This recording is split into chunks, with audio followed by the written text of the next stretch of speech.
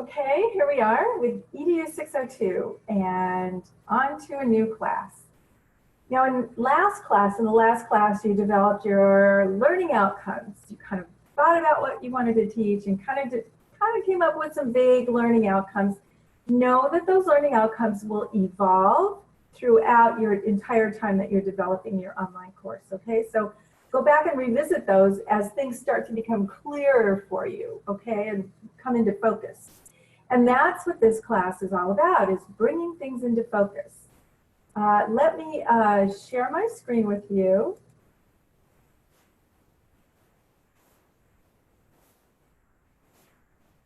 And here we are in the class.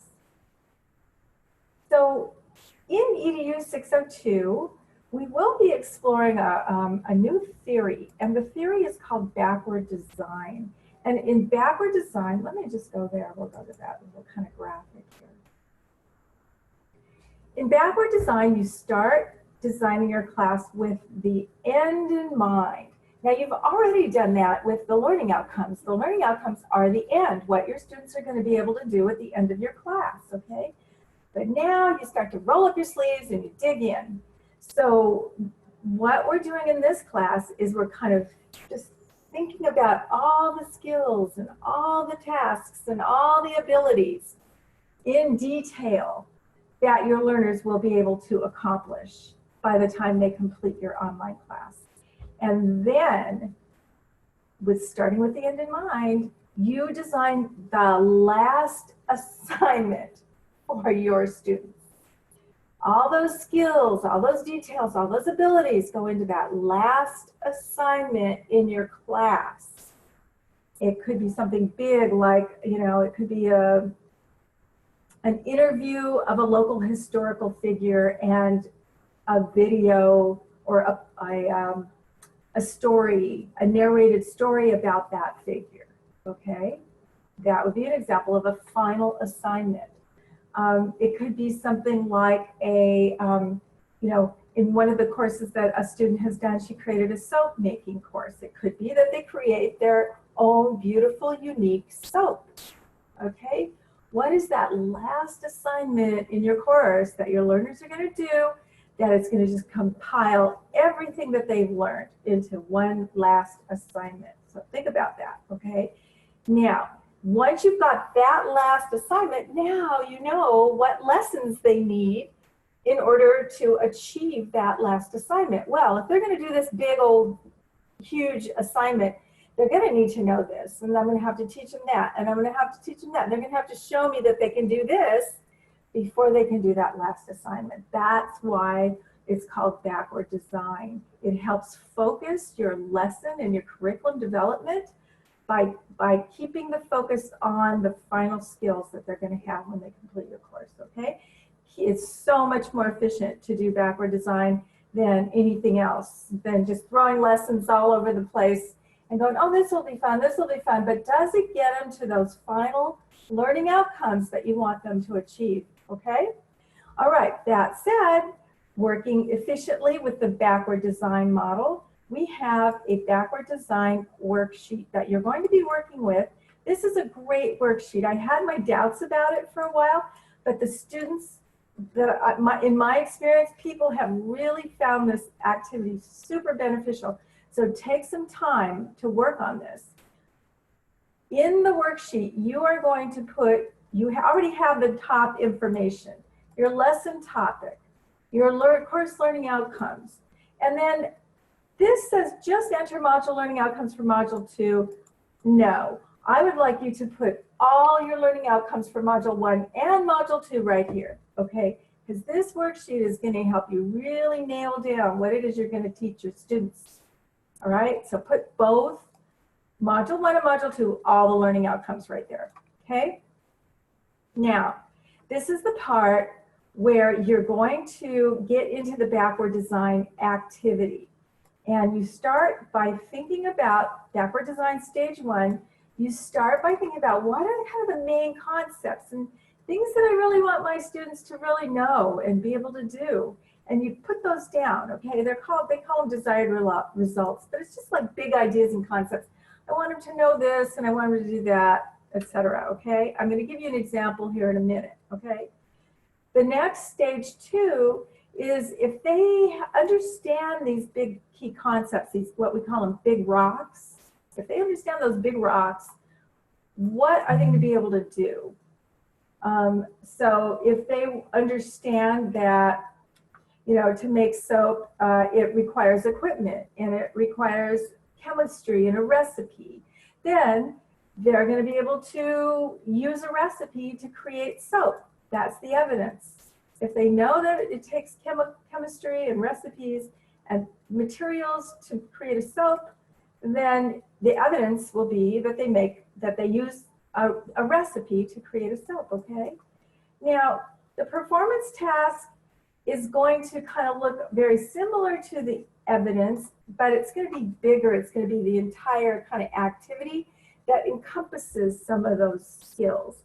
So if they know that you have to use a recipe and they know that you have to use equipment, combine stuff, then the performance task is going to be that they make a soap.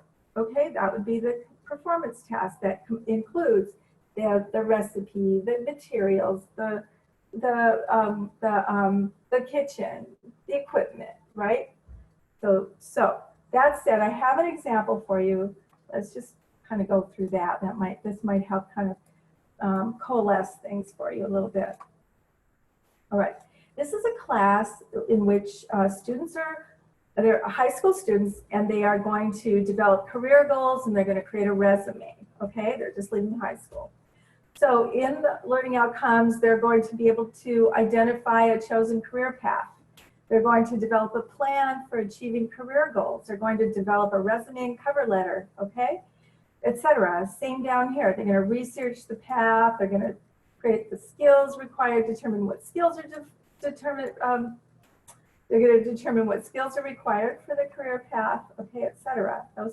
These are what you already have. You already have your lesson topic, your learning outcomes, and your module 1 and 2 learning outcomes. Again, put them all in here.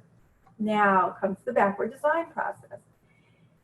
If they're able to research a career and map a career path, then what are the big concepts? Well, and you're going to see repetition. You're going to see kind of the same stuff over and over, and that's okay.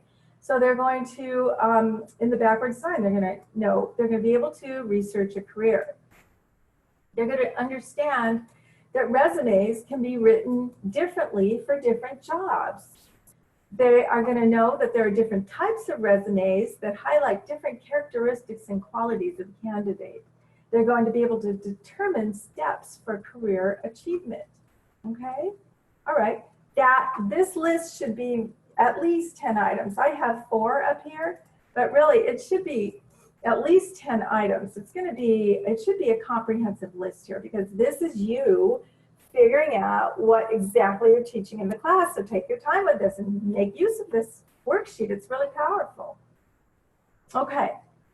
Now, once you kind of come out with the big rocks and big ideas, now what are things that they're going to do that demonstrate that they have those key understandings, okay? Well, they're going to be able to visit job boards and government sites for careers. They're going to be able to distinguish key skills for different types of jobs. They're going to be able to say, well, this job looks for these skills and this job looks for these skills, distinguish those. They're going to be able to map a career path. They're going to be able to develop a couple types of resumes, okay? So just kind of put all those ideas down. What are they going to do if they understood all those things? All right, if they understood all these things here in design stage 1. Finally, you're going to kind of take these skills under design stage part 1, design stage 2, part 1, evidence. You're going to take some of those and wrap them up into a bigger task. So if I wrap up job boards and distinguishing key skills for different types of jobs, then now they're going to be able to research 2 careers of interest, all right? And break out, and including research means breaking out the key skills, identifying what employers are looking for, identifying where the jobs are, all that stuff. That's the big task, okay? Where the jobs are. What are the skills? What are employers looking for? What's the demand? Okay. Then they're also going to be able to create 2 types of resumes for 2 types of jobs. This job is more administrative, this job is more technical. 2 types of resumes, etc. And they're going to be able to develop a 10-year career plan. What do I need? Education? Do I need to move? Do I need to? So 10-year career plan.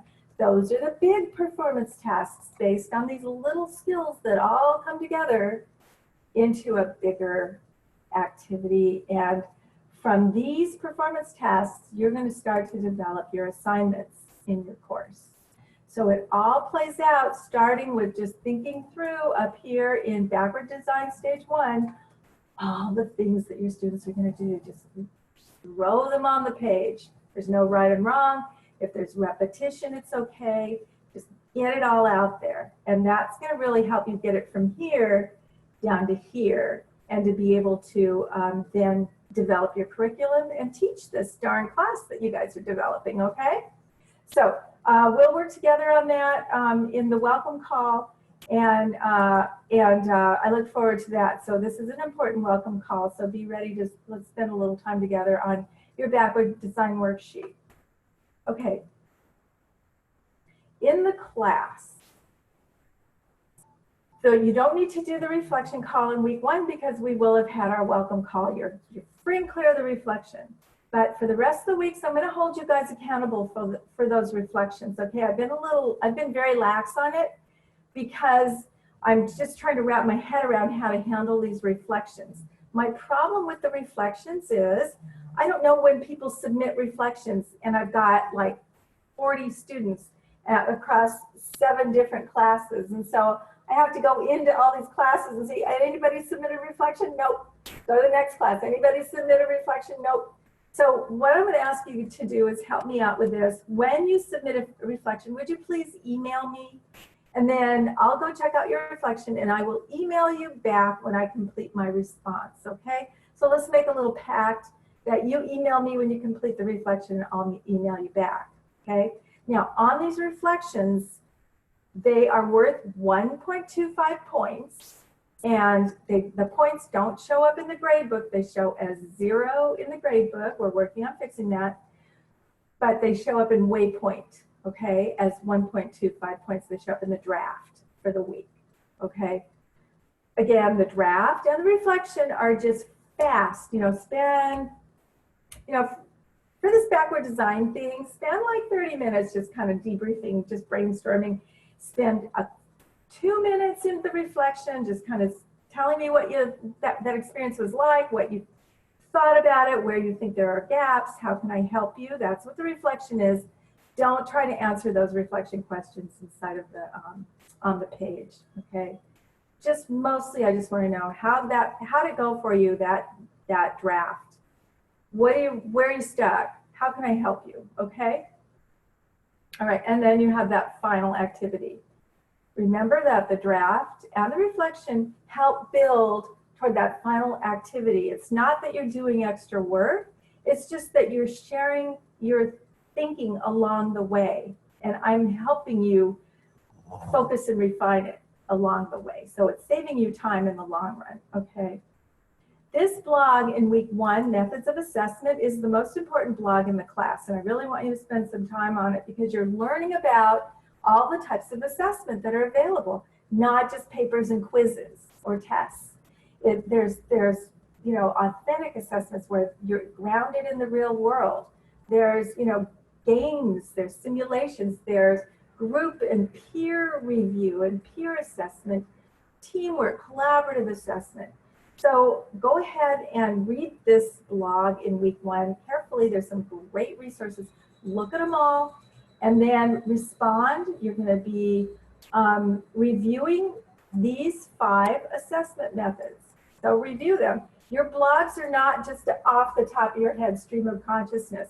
You're responding to the questions inside on the page, please, okay?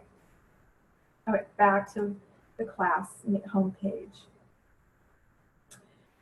Now, I forgot to mention on the reflections. So if you come to office hours or if you and I have a phone call, you're absolved of your reflections for the week.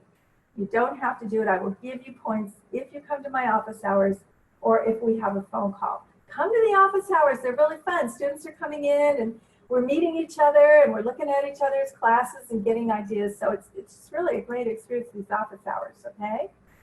All right, and then we have week 6. And week 6 is really important reflection. This is a 10-point reflection. It's not like your other little reflections. The week 6 reflection is where you are going to respond to questions around each of the course learning outcomes in the EDU602 course. So in 602, there's 4 learning outcomes. Evaluate a spectrum of assessment tools, which is, you know, what you're doing in week 1. Construct a variety of evaluation instruments, okay? Create authentic assessments. Build a robust online module. You're going to do all those things, and you're going to respond to these questions more or less. I don't really care about if you do it in 1 to 2 minutes for each question or whatever. I don't care about that. Just respond to these questions more or less. And this is a 10-point activity, so I want you to spend some time on that one. Week 6, so be on the lookout for that one in week 6.